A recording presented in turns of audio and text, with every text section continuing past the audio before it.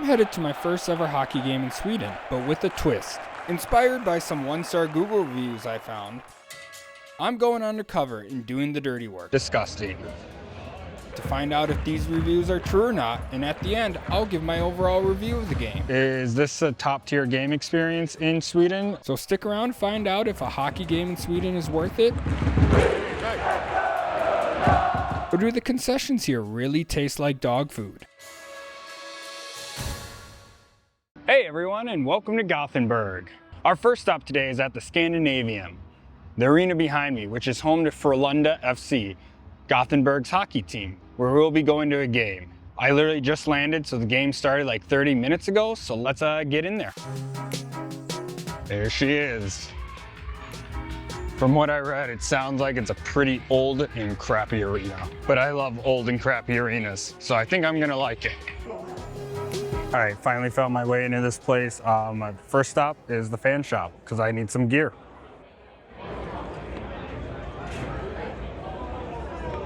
Yep, I like it. With a quick pit stop at the beer stand, we headed towards our seats. The second period was starting, and Frolunda was already down 1-0. More importantly, it's time for our first review. I mean, the seats aren't that bad. There's some cushion to them. Overall, a 6 out of 10. Cushion helped, but it was definitely a little tight in there with it being a full crowd. More importantly, I had a great view of the ice, and that would prove beneficial in a few minutes. Power play goal, they tied it up. Let's go. I think this is a good time for our next review. And for this one, I'm going to throw it to Future Zach. Oh hey, Future Zach here. Current Zach got caught up in the excitement of the game and forgot to film this part, so I'm filling in for him. Frolunda's always been one of the top teams in Swedish hockey. They've won the championship 5 times. And while they don't dominate the league every year, there is one aspect of their organization that they do dominate at. They are by far one of the best organizations at developing young talent into becoming future stars. Proof of that is they've had more NHL draft picks from their organization than any other team in Swedish hockey, and they've nicknamed it the Frolunda Way. And after all this, you might be wondering, what does scrambled eggs have to do with Sweden, Frolunda, and hockey? Well, hell if I know. I'm just hungry and it's breakfast time. Well, thanks for filling in, Future Zach, and it looks like the second period just wrapped up. All right, game update after the second period. So Frolunda, the team in the red and green, they scored right away in the second. Thought it was good luck, but then Timrå, the team they're playing, scored late in the second after a missed penalty call. So fans were pretty upset for that. But let's hope for a goal in the third, tie it up, maybe some overtime. I'm thirsty and very hungry, so let's see if these Google reviews hold up. This guy says the beer is horrible. Only Arbo, or whatever, however you say that name. They didn't have that. They had another type of beer. It's cold, and it wasn't $20 like what you spend on America. So already a good start. Let's taste it out. You know what? Not bad. There's some flavor to it. It's not just bland like Bud Light. So you know what? I would say this beer in here is not horrible. Overall, 8 out of 10. Could have another. Pause, we need a stat correction here. It was only later in my trip that I learned that Sweden does not serve full-strength beer in their stadiums, which I guess explains the 3.5% in the review, and the fact that I did not get a buzz whatsoever, even though I had 3. I am highly disappointed, and therefore I'll be knocking it down from an 8 to a 5. From Andres, sausage tastes like dog food.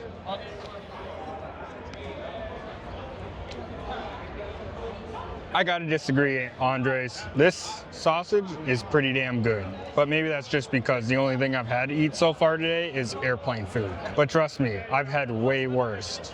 Because when I interned at a baseball team, we would reheat the sausages for the whole home stand. So sometimes you were getting a 3-day-old sausage and it was disgusting.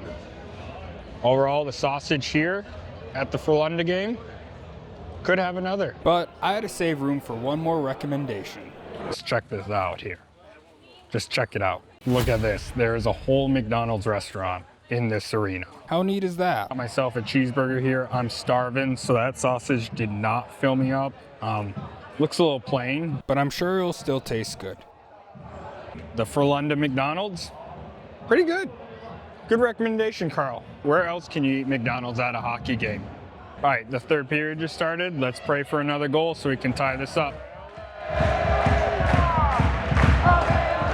To start off the third period, here's one of our more interesting reviews. And to explain, here's future Zach again. Oh, hey! Looks like current Zach forgot to film another part, so I'm here to fill in again and give you a little history lesson into Swedish hockey. And to make it less boring, I'm going to use this whiteboard feature I found on my fridge. Why it has it, I don't know. But let's use it. So in the 1990s, Swedish hockey teams went through a weird Americanization phase where they adopted team nicknames. And what was the goal of all this, you ask? Well, it was to sell more merch and to reach a global audience. Some examples of these nicknames are the Luleå Bears, the HV71 Blue Bulls, and the Malmö Redhawks. And what nickname did Frolunda choose, you might ask? They chose the name Frolunda Indians, and why would Frolunda pick a name that had no connection at all to anything Swedish? Well, Frolunda is referred to as the Wild West, a nickname they got in the 60s due to their aggressive style of play. So to play off the Wild West label already given to the team chose Indians. Now nicknames are uncommon in Europe, so many of the teams who hopped on this trend have since dropped their nicknames and gone back to their traditional names. So there you go, a little Swedish hockey history for you, and that explains that review. Honestly, the logo's super sweet, so I'm giving that a 10 out of 10. Perfect, got you guys done just in time so you don't miss this.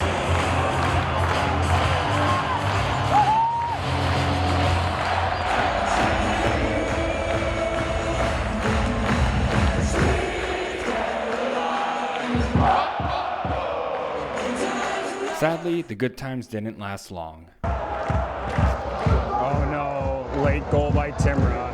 Not looking good. Really open for some overtime. Goalie pulled, come on, let's go. No. 4-2 now after that empty net goal, and the fans are still cheering. Gotta give them credit, honestly. Which brings up one of our final reviews. I thought the fans were great. There might be better fan groups in Sweden, I don't really know. But as an American, they showed up. They were chanting the whole game no matter the score.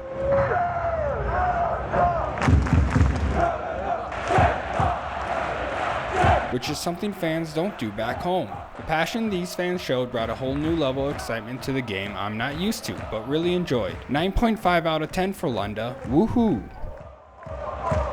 And well, that brings us to the end of the game. Unfortunately, Frolunda lost 2-4. And that means it's time for our final review. Honestly, the arena was fine. It's almost 60 years old, so what do you expect? Sure, its concourses were cramped and it lacks the state-of-the-art features that new arenas have, but what it didn't lack was character.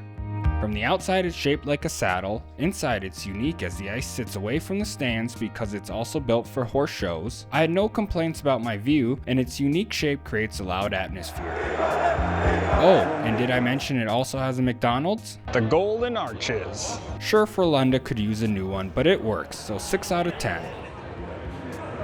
That's it for this video. Still a good game, even though Frolunda lost. Frolunda.